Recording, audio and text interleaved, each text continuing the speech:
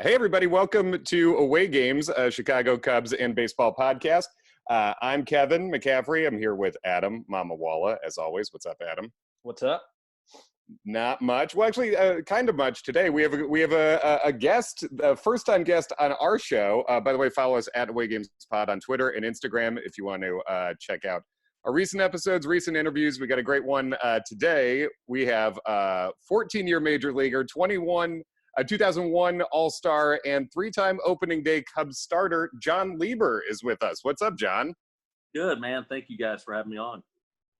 Thank you for doing it. Kevin left a 20-game winner, and I'm insulted on your behalf, but I think we'll get through it. Thank you. Kevin's not happy with me right now. Thank you so much for doing this, Jon.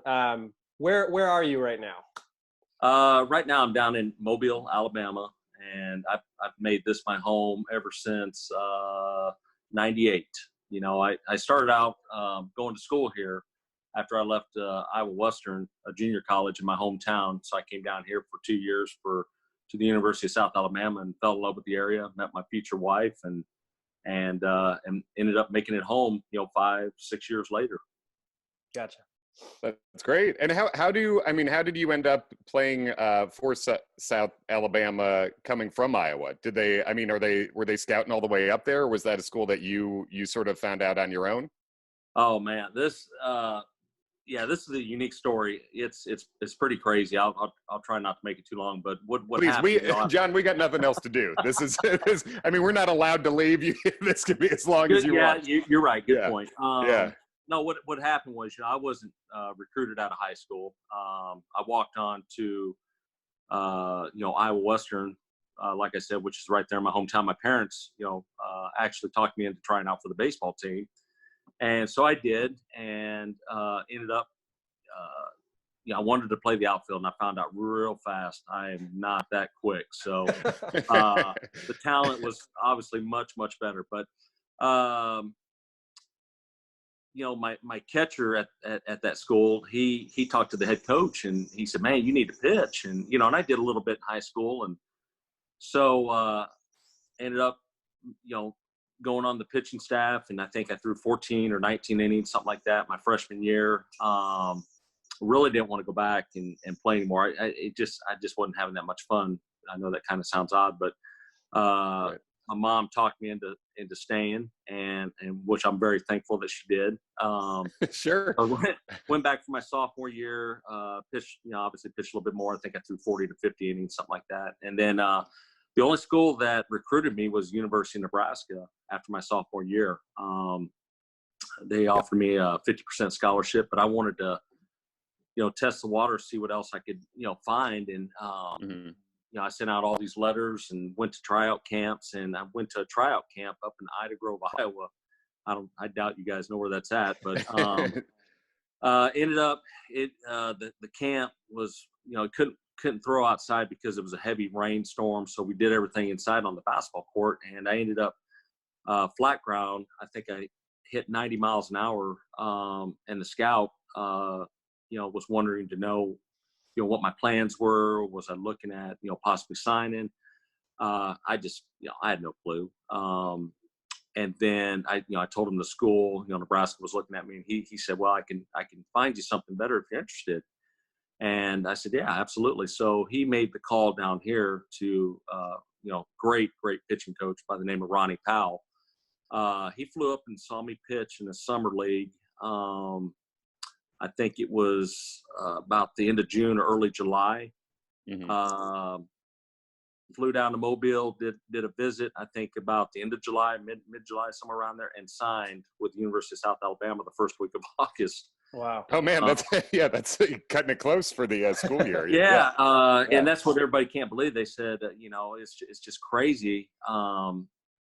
Just the way I guess what I'm getting to is where the game has gone today. I've had people say, and I think I was 85 to 87 in high school. Mm-hmm. And they said you'd have been recruited probably your junior year, and you'd have had, more schools involved and so forth. Sure. The way it is now. So ended up, going to the University of South Alabama. Found out real quick how good the talent is down here in the South. Yeah, the Southeast is it's just, a different world down there. Yeah. Oh Right. my gosh, yeah. From a kid from the Midwest, it's never been outside the state of Iowa. It seems like. But Eddie Stanky he's the one that started up the program here. I think back in the great baseball name. Oh man, hardcore. Let me tell you. He would have had a great Players Weekend jersey. Didn't even really need to change it, It's yeah. But it's very old school baseball down here. They're not here to pat you on the back.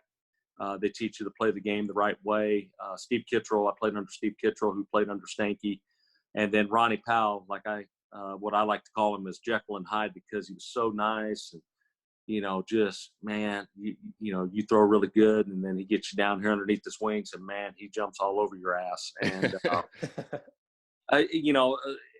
a quick story to kind of let you know on how I made it to that next level of signing a pro contract, because I really struggled my first year. About the first month, I think I was 0-3, carrying like a 9-something Ernie, and pitching. But the FIP was much better, I'm sure. Well, it's for all the kids that might be listening out there to this is a good lesson to learn from. But I didn't have the mental toughness that he preaches, and so it was against Mississippi State, and I think I walked like 4 or 5 guys after 2 innings, and started the 3rd inning, and I'm getting hit. I've given up 5 or 6 runs already, and so he comes out there, and he's just cussing me left to right, and tells me to get off the mound, and I get in the dugout, and I'm shaking, and I'm my butthole's tight or whatever, and he comes down there, and I hope I can say all this on there. You can say anything, yeah. This is. But anyway, he comes down there, man. He just gets in front of me, and like I said, he's cussing me up and down, and and I don't even want to look at him. Man, he grabbed me by the cheeks like this, hard, and I shot up, and he comes up to about right here on me. So it's a reach up to the cheeks, yeah. Yes, yeah. And then he's holding my cheek like that, and he pulls it down, and he starts yelling at me some more. He goes, "What do you feel like doing?" And I told him, I said, "I'm gonna kick your fucking ass right here." And man, when I said that, I had my hands around his chest, and he goes, "That's what I want to hear. Next time, take it out there," and turn around and walked off. And I love that. You talk about an emotional moment, a turning point in my career. Yeah. That was it. Man, after that, man, it was on. I wish we had the footage of that so John Boy could do a breakdown of that incident. Play by play. Yeah, it's not reaching up at your cheeks. It's an image you don't see in coaching much now, I feel like. No, it's and it's not, and it's a shame. Yeah. Because I think kids, and I say this lightly, I think they're too soft, and they expect everything handed to them, or they expect it the easy way out. And, I tell people this story that, they think, oh man, you had it made, 2nd round pick. And man, I worked my ass off for it. And when they hear about how I came about, almost quit after my freshman year, and my mom talking me into it. And, I'm just an immature little turd, that's 18, 19 years old, have no idea what lays in front of me. Sure. That's it, and it's all about mental toughness. Yeah. And sorry, go ahead, Kev. I think it's interesting that you had a coach that was that hard on you, but also that he earned your trust before that. Obviously, it wasn't some guy who was just playing the part of a red ass tough guy. It's like you trusted that he had your best interest in mind. Yeah, too. yeah. He, and you've really got to buy into it. There's some guys that can't handle it, some guys that can, and some guys that just don't care. You know what I mean? And I do care. I care about a lot of things, and that's a moment because and not saying my teammates didn't care either. It's just you got to know which buttons to push, and and we call him CP, Coach Powell. He's kind of he's hard nosed. He's basically one way, and Coach Powell played under Stanky, and Stanky was like that all the time, from what I've heard. And I'll tell you a quick story about Stanky. You're gonna love this. So it's my first year down here, before the season starts, and he comes in. Kittrell has him Coach Kittrell has him come in and do a speech to the players every year, talking about, what to do and how to prepare yourself and get ready for the season. And, this frail guy comes in there, he's 72, 73, I think at the time. And, he's walking real slow and he gets up to the podium and he starts out real soft. We're all, we're slouching back like, what's he going to tell us? And he goes, I swear to God, he goes, it's South Alabama. He goes, we don't rebuild. He goes, we reload. And I mean, it just, you talk about everybody popping up out of their seats. And I mean, his voice got stronger in certain situations. And yeah, he could still bring his fastball. He couldn't go as many innings as he used to, but he could still come in and close the game. Oh man. Yeah. Just a fiery, type of individual. I mean, I've never met anybody like that. So yeah, and I love the showmanship of the Willy Wonka-esque walking out all meek with the cane and then do the somersault and fire up hard. Yeah, that's great. Yeah. But yeah, I was going to say it made sense to me, like looking into where you grew up and everything, that you're from the Midwest, because in my mind, like you always had that sort of like very workman-like mentality, and I think that was one of the things that I respected the most about watching you pitch for the Cubs is that. Let's be honest, other than 2001, you were on some pretty rough Cubs teams, unfortunately, and you still went out there every fifth day and worked your ass off. And I imagine that's got to be hard when you're going out there in August or September in what is already a season where you're not going to be in the playoffs, to still have that mental toughness to bring it every fifth day. Well, it's looking back on it now, it sucks. To not be on the type of teams that I knew we were better than what we were doing. But I think for me, what it boiled down to, honestly, for me to keep pushing was competing. I just love to compete. People ask me all the time, do you miss the game? And I'm like, no, not really. I don't, I miss being around the guys. Yeah, like everybody else does. But I said, really, for me, it's being able to go out there and when you feel good and competing against some of the best players in the world. That's the thing I really miss, and I wasn't overpowering or, explosive like a Garrett Cole or, Verlander. I had to be on top of my game, and that made it more challenging. And, you have your good days and you have your bad days. You try and make the good more than the bad. And, sure. So that's what I really miss about it, what I enjoyed about it. Well, and Adam was just mentioning the effort, the workman-like attitude. You led the majors in innings pitched in 2000, and I went back and looked at it. You threw 251, and no one's.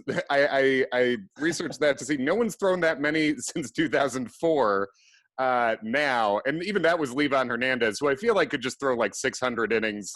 I feel like that it did. He had like just a different a rubber kind of, arm. Yeah, exactly. He could just throw really funky 82-mile-an-hour fastballs for every game of the year.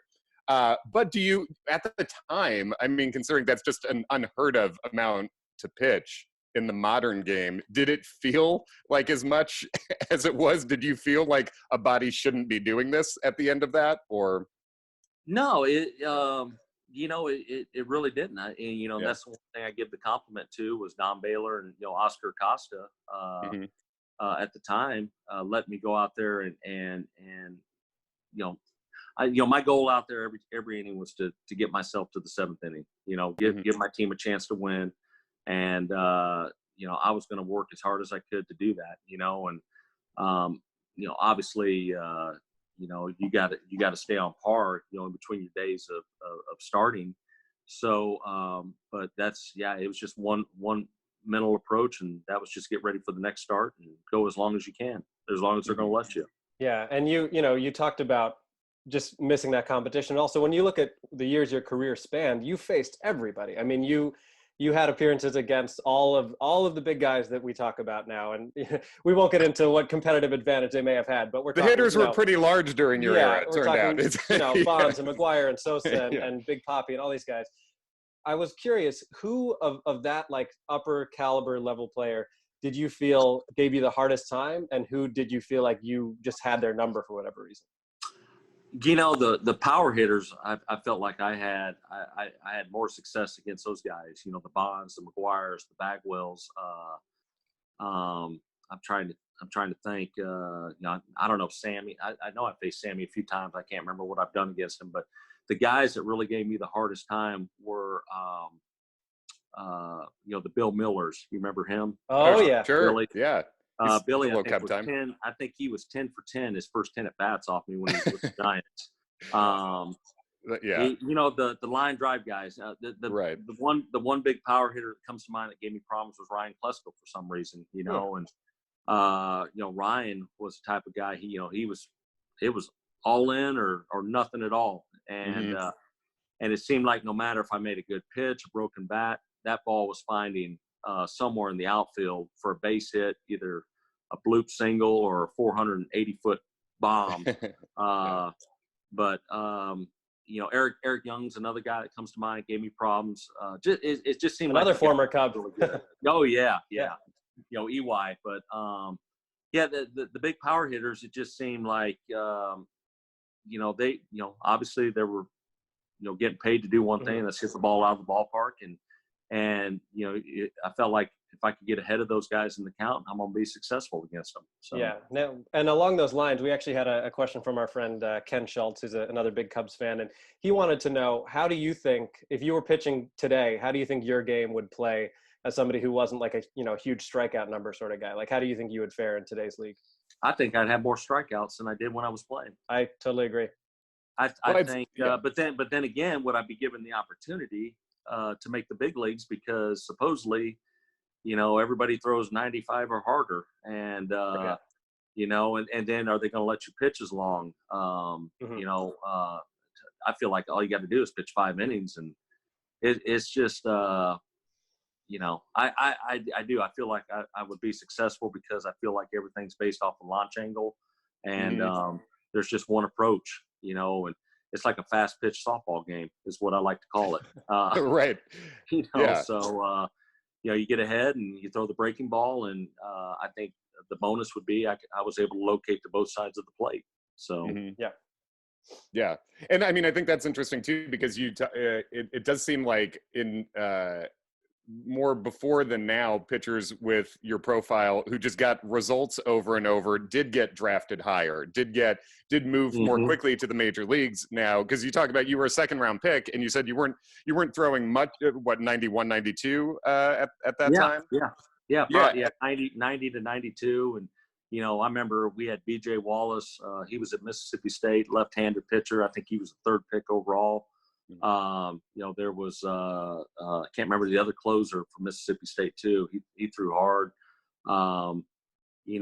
Those guys, they went higher, but I think what helped me was being able to locate and being able to throw strikes. So yeah. And you were drafted by the Cubs first, right? Before ultimately signing with the Royals. What was that process like? Oh man, it was it was a scout. I'm not going to say his name, but they made the offer, and they were and I knew what 9th round picks were getting back then. I think it was between 27 and 32 or whatever. And and I'm a junior now. I should have some leverage. So we go in. I've got my parents there, and he throws down this piece of paper, and there's 4 different sets of numbers, and I mean, none of them were above 20,000. And I'm just like, he's like, he's trying to get me to sign right away, and I'm like, I don't know, I think you do better. And he goes, man, that's all you're going to get. And I'm like, well, and I flat out, I said, well, I'm probably going to go back to school then.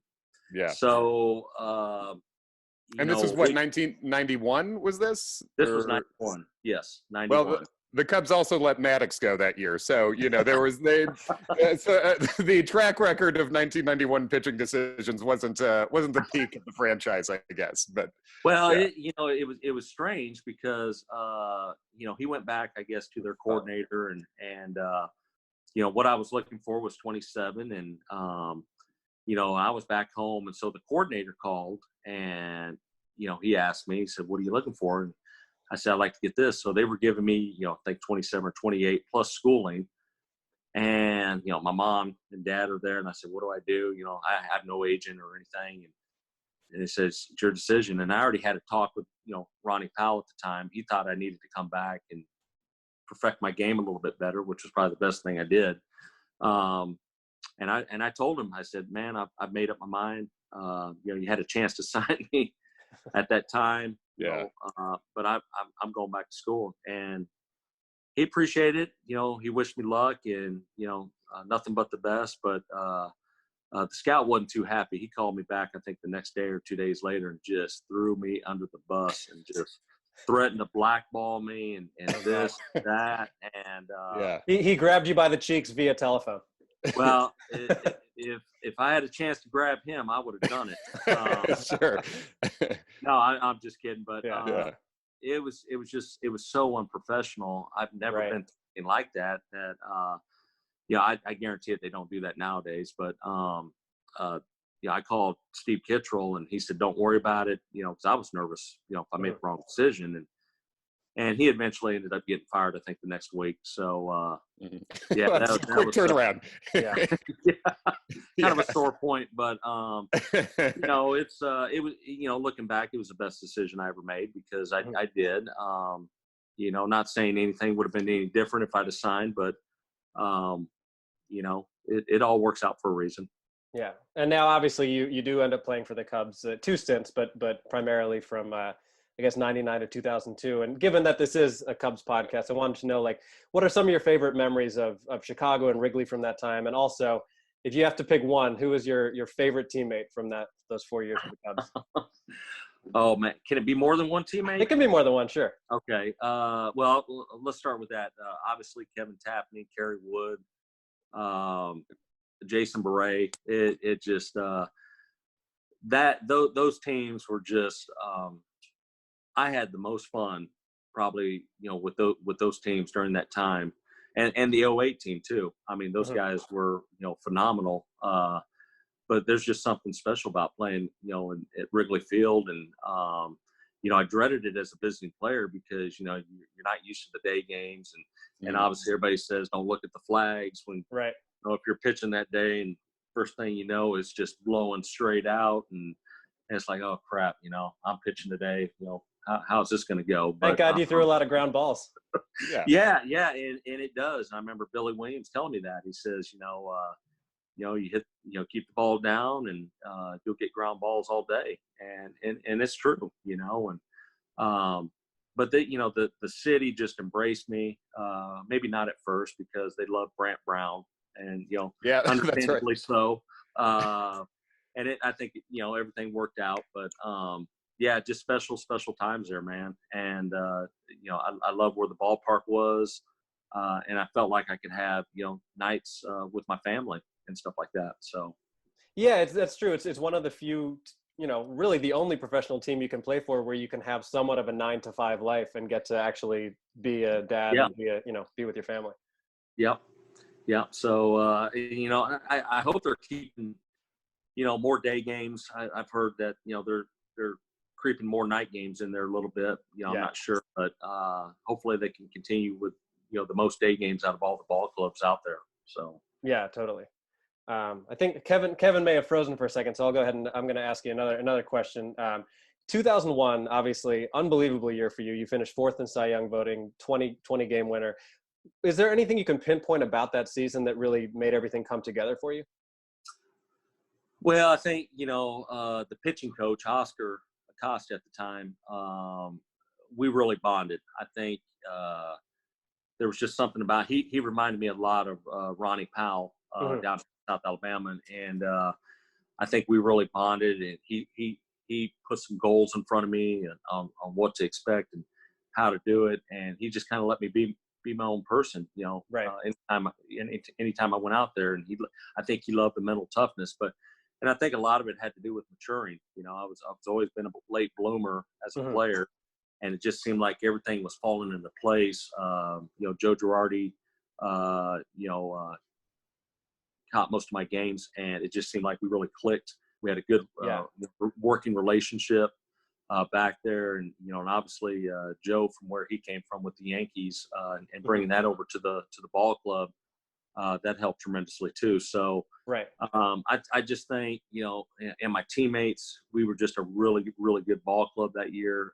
Because I give all the credit to my teammates. They're the ones that make it happen.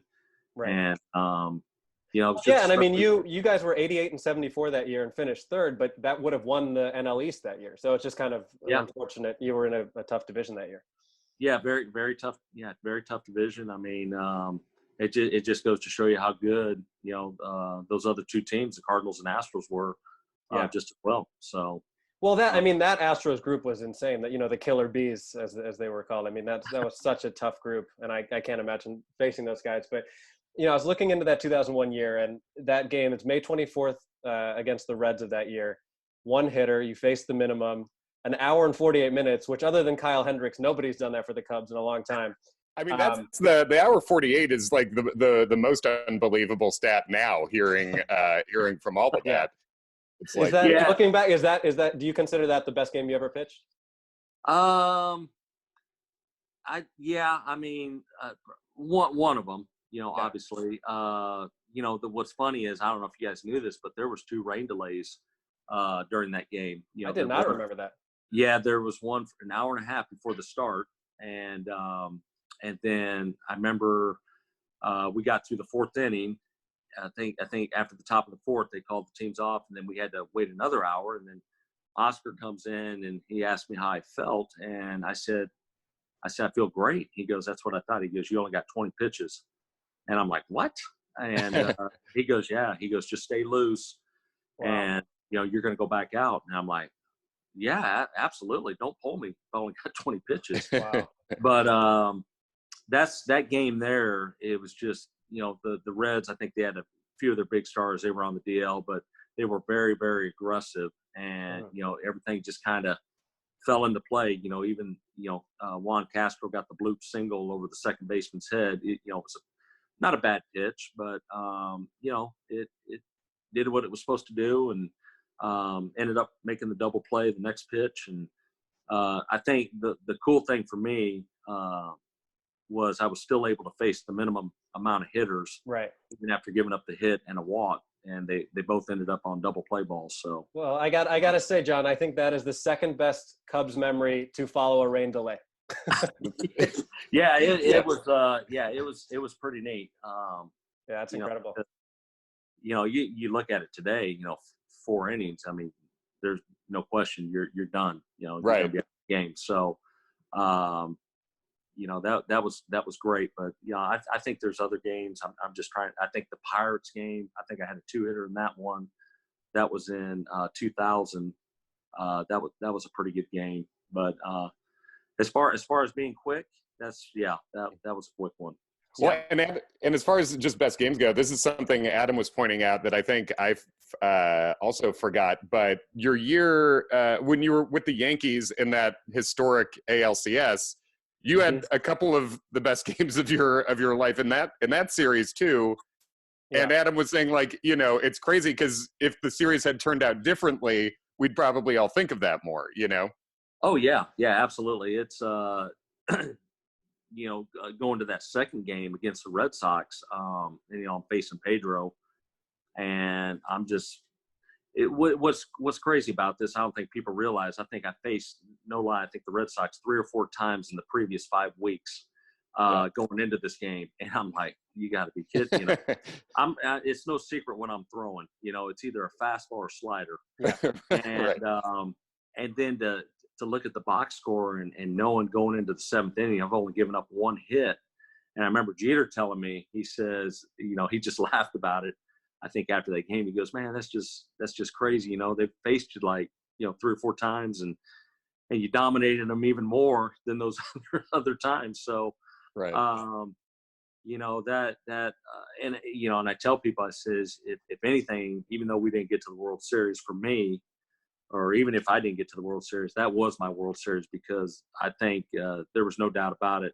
We were the 2 best teams in baseball that year. Yeah, I mean, I watched the highlights of that game. There's like a 15-minute condensed game last night, and you're being humble about it, but you were absolutely dealing. I mean, that you struck out Manny on a slider at the end of the first inning that made him look about as foolish as he ever looked as a hitter. I mean, it was an impressive performance. And talk to me, like, what was that like when because you leave in the 8th inning, walking off that mound, hearing Yankee Stadium that loud? Did that feel like a culmination of everything you had kind of been working for at that point? Honestly, I don't remember it. And the reason I say this is because Willie Randolph, I don't think I've ever walked off a mound. I sprinted. And Willie comes up, he goes, man, you're not going to take all that in. I said, Will, he goes, that's the way you've always been, isn't it? Because I've done it all year. And I said, yeah, that's one thing I was taught, to get off the mound but I'm not gonna lie to you. I mean, I did. I heard the appreciation, and to me, it felt like I was back, especially coming back after Tommy John surgery. Right. And I felt like I was contributing again and help get back hopefully to where I was before. Yeah, and I was curious. I mean, obviously that's such a historic series, and I imagine as a member of the Yankees, it's heartbreaking when you're that close. But looking back now after all these years, can you appreciate having been part of something that's so important in baseball history, or is it still kind of painful to look back at that? Yeah, I mean, it would be nice to be a part of a World Series team and a champion team, but going into that, I'm 34 years old. I know my career is winding down, and to be able to get a chance with a team that took a chance on me to be, the second best pitcher or second starting pitcher on that team, starting in the playoffs, was just, it's something that nobody can ever take away. Even though we came up on the short end of the stick and probably the biggest collapse ever. But that's just one of those things where you just tip your cap, and, hopefully it's going to happen in the next couple of years. And, Yeah. So. One, just an interesting thing that another thing I didn't know till I was scanning is that when you talk about being one of the top 2 pitchers in terms of the rotation on that good team, you made multiple opening day starts for 3 different teams, which is basically just like you and Nolan Ryan did that, which I didn't realize that, but you 3 with the Cubs, 2 with the Pirates, and 2 with the Phillies. But that, I mean, I assume that's got to be just a cool honor and something that gives you confidence going into the year, knowing you're taking the ball first. I mean, that's something I think Cubs fans have looked at. Who's like, I think a lot of us sentimentally want Hendricks to get the ball on the opening day, but does it make as much of a difference to you guys as it does as like fans think about it? For me personally, no. Yeah. I know there was other guys on those teams that were more deserving than I was, and I tried not to make it any different. It's just, I know everybody says, well, you're the opening day guy, you're the stopper. And look, I'm not stopping anything. They're going to be putting the ball more in play than instead of walking back to the bench. So it's good reverse trash talk starting off the year. Yeah, exactly. But I don't know. It's it was always an honor. It was something always appreciated. But I tried to not look at it any differently than the other guys that were on the staff. And I think we all just tried to compete against one another, make each other better, and just leave it at that. Yeah. And one of those opening day starts for the Cubs was in the Tokyo Dome. What was the whole what was the Japanese baseball experience like for you? I've had friends who've like gone to games over there and they say it's different, but it was that whole experience was awesome. I'm not gonna lie to you. I mean, it was great. It was an honor to be able to represent the Chicago Cubs, United States, first game that's actually going to count outside the continental, United States or whatever that's going to count. So, I didn't know what to expect. All I do know is the mound was soft and it had a hole probably about that deep by the time the game was over.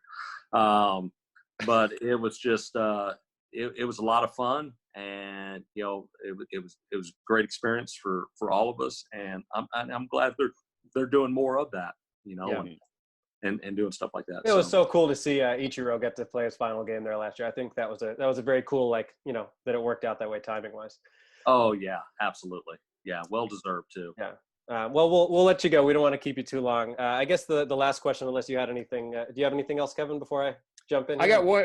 Yeah. Well, you played for all these teams. Obviously, the Cubs is the most relevant for us as a couple of originally Chicago guys. What team's hat did you wear into the Mobile Sports Hall of Fame when you were elected in 2013? Whose hat goes with you? Well, I did. There was no hat, but if I was going to wear a hat, it'd be the Cubs. Oh yeah, perfect answer for us. Yeah, love it. Yeah, absolutely. Well, the final question I had in your post baseball life, what has that looked like for you? What was kind of the plan after you retired? Just spending more time with your family, or what have you gotten into? Yeah, it really was. My kids at the time when I was done, I think they were 11, 8, 5, and a 1-year-old. But now they're quite a house. Yeah, now they're 23, 20, 17, and 13. Wow. It's just amazing how fast time goes. Are you quarantining with all of them? And if so, are you okay? Blink twice if you need help.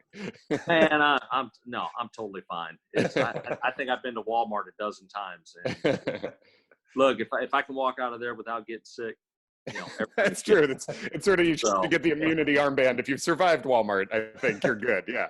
Yeah. Exactly. Yeah, that must be great to be able to to spend that time with your kids while they're still young and have that opportunity. So. It really was, but in all honesty, I will say this for anybody else, for some of the young kids out there, have a plan though, because that was the hardest thing. When I did walk away, I had no idea what I was going to do. When everything stops, it's a little, it's humbling because I didn't have a plan, in place, and I had no idea what I was going to do. But I've slowly figured it out over about a couple of years. Got into development on some property we bought, residential development. But otherwise, helping young kids here and there, and teaching them about the game, and hopefully getting them to that next level. That's awesome. Well, I think I speak for both of us when I say it was an honor talking to you, man. Thank you so much for doing this. Oh no, man. Hey, the honor was all here. So thank you guys for having me on. Absolutely. Thank you. Anything you want to promote before we let you go? Anything to plug? Any Twitter, Instagram? I tell you what, I wish I did. I'm just a simple guy, man, and cool. not a whole lot out there. But hopefully we can do it again. Everybody, go look up Jon Lieber highlight videos on YouTube. I'm going to do a plug for you. Hey, there's some good ones. Yeah, I am on Cameo, so you can help me out there. Perfect. There you go. Lieber on Cameo. Get a happy birthday. There you go. Thanks so much, Jon. All right. Thank you, guys. Appreciate it. See ya.